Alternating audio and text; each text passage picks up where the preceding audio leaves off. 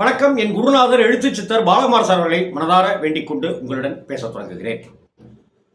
கல்யாண யோகம் இல்லை இல்லை கல்யாணம் 1000 காலத்து பயிர். ஏன் சொன்னான்?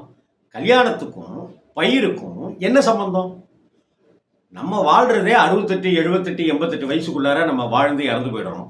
அப்படி இருக்கும்போது 1000 காலத்து பயிர்னு ஏன் சொல்றான்? சொல்லுவாங்க, கேட்டிருக்கீங்களா? வாழையடி வாழை அப்படிங்கிறான். நம்ம சந்ததியை வாழையடி வாழை, வாழையை வெட்டினாலும் திரும்ப முளைக்கும், வாழையை வெட்டினாலும் திரும்ப குலதரும் இல்லையா?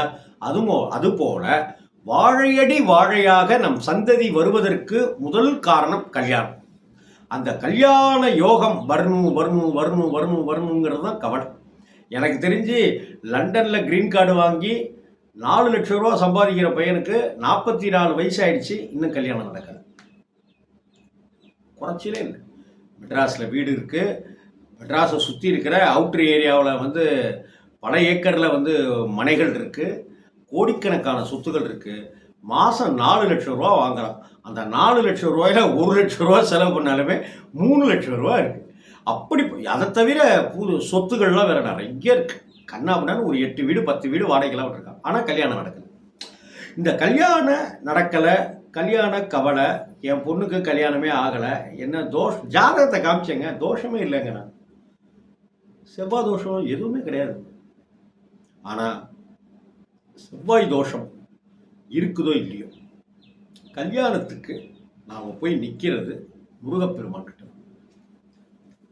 முருகனே பார்த்தீங்கன்னாக்க எப்போ வேணாலும் நீங்கள் முருகனை பாருங்கள். நான் முருகனை தரிசிக்கும் போதெல்லாம் நான் என் மனசில் தோணும், சும்மா மாப்பிள்ளை கணக்காக இருக்கிறான்டா அப்படின்னு சில பேர் சொல்லுவோம்ல. சில பேரை பார்த்தா பரவாயில்லையா, ஷேவெலாம் முன்னே சும்மா மாப்பிள்ளை கணக்காக இருக்கியே அப்படின்னு நம்ம நண்பர்களை சொல்லுவோம்ல. அது மாதிரி என்னுடைய மனசுக்கு இனிய நண்பனான அந்த முருக கடவுள் எனக்கு எப்போதும் பார்த்தாக்கா மாப்பிள்ளை மாதிரி இருக்கிறார அப்படின்னு தான் தோணும் எனக்கு. அந்த மாப்பிள்ளை மாதிரி இருக்கிறாருன்னு எனக்கு ஏன் தோணுது அப்படின்னாக்க, கல்யாண வரத்தை தந்து நம்மை ஆண்களை மாப்பிள்ளையாக்குறவர், பெண்களை மணமகளாக்குபவர், அப்படிப்பட்ட வரம் தரக்கூடியவர் தான். செவ்வாய்க்கு அதிபதி முருகப்பெருமான் தாங்க.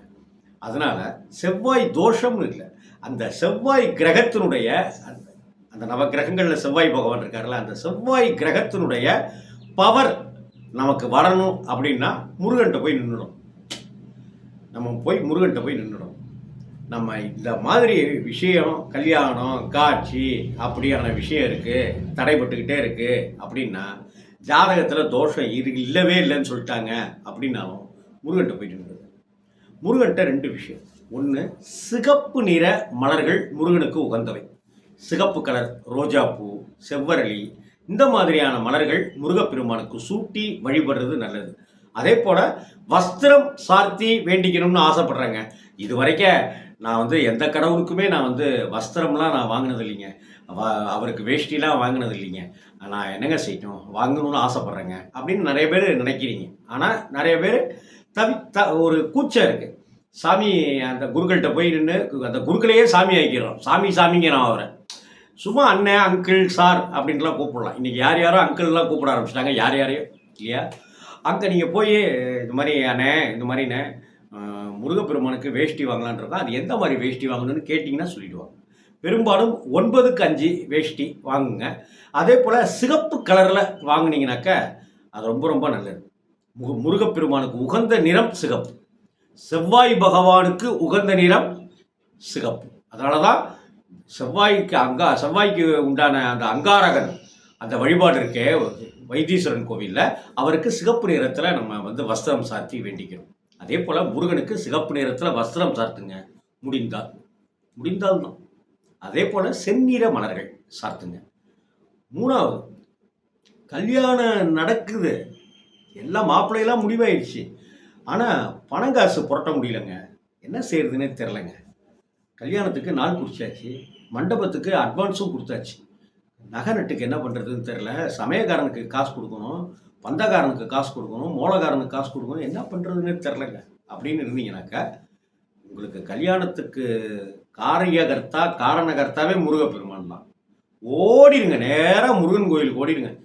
பக்கத்தில் இருக்கிற எந்த முருகன் கோயிலுக்காவது ஓடிடுங்க. ஓடி போகும்போது கையோட மறிக்கொழுந்து வாங்கிட்டு போங்க. மறிக்கொழுந்து வாசத்துக்கு முருகன் மயங்கிடுவான். அடடா யாருப்பா அது? நான் தாங்க போட்டது. என் பொண்ணுக்கு கல்யாணம்லாம் முடிவாயிடுச்சு. ஆனால் கையில் காசு பணம் பொருளிங்க. கேட்ட இடத்துலலாம் கையை விரிக்கிறாங்க. கிடைக்கணுங்க அப்படின்னு சொல்லி கேளுங்க முருகன்கிட்ட. கண்டிப்பாக ஏதோ ஒரு ரூபத்தில் தருவாங்க. அப்படி தரவர் பேர் முருகனாக இருக்கலாம், வேலனாக இருக்கலாம், பாலனாக இருக்கலாம், பாலாவாக இருக்கலாம், பாலகுமாரனாக இருக்கலாம். அவங்க பேர் வேறையாக இருந்தாலும் கூட, வெங்கடேசனாக இருந்தாலும் கூட, பெருமாளாக இருந்தாலும் கூட, அதில் ஏதோ ஒரு முருகன் சம்மந்தப்பட்டது. அவங்க வண்டி 2 வீலர் இருக்கு பாருங்கள், அது வந்து அந்த முருகன் சம்மந்தப்பட்ட கலரில் இருக்கலாம். இல்லை அங்கே ஒரு முருகன் படம் ஒட்டியிருக்கலாம். இல்லை நின்று பேசிகிட்டு இருக்கும்போது எய்த்தாப்பில் முருகன் கோவில் இருக்கலாம். ஏதோ ஒரு கனெக்ஷன் இருக்கிறதுன்னு உங்களால் உணர முடியும். நமக்குள்ளார இப்போ நம்மளை சுற்றி நல்லது நடந்துகிட்டே இருக்குங்க, நமக்கு அது தெரியறதில்ல. நம்மளை சுற்றி இப்படி ஒரு வைப்ரேஷனை ஏதோ ஒரு சக்தி, இறை சக்தி நமக்கு கொடுக்கும். அதை நம்ம புரிஞ்சிக்கிறது இல்லை, அவ்வளோதான். அதுக்காக நீங்கள் ஏதோ ஒன்று அடி வாங்கிட்டு பணத்தை ஒருத்தர் 1000 ரூபா கேட்டிருக்கீங்க, தராருனாக்கா உடனே சுற்றி முற்றியும் பார்க்காதீங்க. ஏதோ நம்ம கள்ளக்கடத்தல் பண்ணுறதா நினச்சிக்குவானுங்க. அப்படி பதற வேண்டாம். உணர்தல்ங்க. பார்த்தல் வேற, பார்க்கறது வேற, உணர்றது வேற. பார்க்கிறதையெல்லாம் உணரணுங்கிற அவசியம் இல்லை.